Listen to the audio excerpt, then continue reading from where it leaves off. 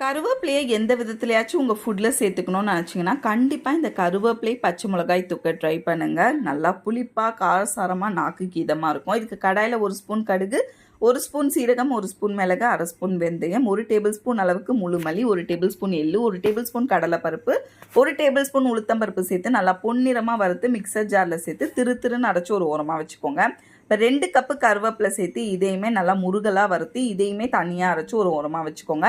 இப்போ கடாய் வச்சு 1 குழிக்கரண்டி அளவுக்கு நல்லெண்ணெய், 1 ஸ்பூன் கடுகு, ஒரே ஒரு காஞ்ச மிளகா, 5-6 பூண்டு பல், 10 சின்ன வெங்காயம் சேர்த்து நல்லா வதக்கிட்டு ஒரு 10 பச்சை மிளகா சேர்த்து இதையுமே நல்லா வதக்கிட்டு உப்பு தேவைக்கேற்ப ஒரு லெமன் சைஸ் புளியை நல்லா திக்காக கரைச்சி 1 கப் ஆட் பண்ணியிருக்கேன். இதோட 1/2 ஸ்பூன் மஞ்சள் பொடி, 1 ஸ்பூன் பெருங்காயம் சேர்த்து நல்லா கொதி வந்தோடனே நம்ம அரைச்ச மேல் பொடியும் சேர்த்து நல்லா மிக்ஸ் பண்ணி கொடுத்துட்டு ஒரு 15 மினிட்ஸ் வச்சிங்கன்னா எண்ணெய் நல்லா பிரிஞ்சு வரும்.